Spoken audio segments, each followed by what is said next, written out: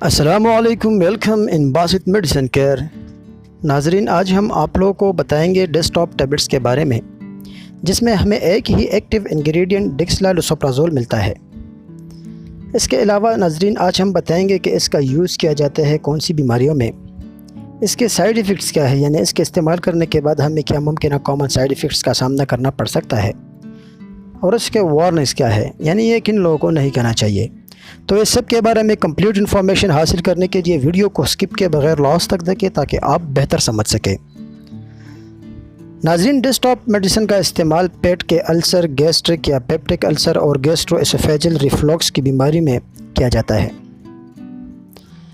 اس کے علاوہ اس کا استعمال تیزابیت، اگر آپ کے معدے میں تیزابیت ہے، سینے میں جلن ہو رہی ہے، آپ کو بار بار بدہضمی ہو رہی ہے، دل کا دھڑکن تیز ہو رہا ہے، اور اس کے علاوہ اگر آپ کو ڈکار یا اپارہ آتا ہے تو اس علامات کو کم کرنے کے لیے بھی یہ میڈیسن ڈاکٹر آپ کو تجویز کر سکتے ہیں۔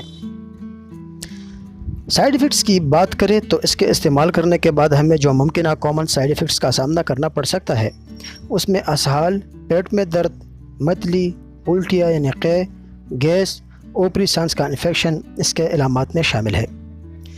ناظرین، وارننگس کی بات کریں تو جو خواتین حاملہ ہے یا حاملہ ہونے کا ارادہ رکھتی ہے وہ یہ میڈیسن ڈاکٹر کے پرمیشن کے بغیر کبھی بھی استعمال نہ کریں۔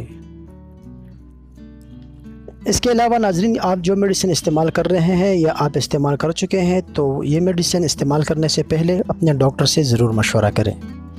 ویڈیو پسند آنے کی صورت میں ضرور لائک کریں اور زیادہ سے زیادہ شیئر کریں۔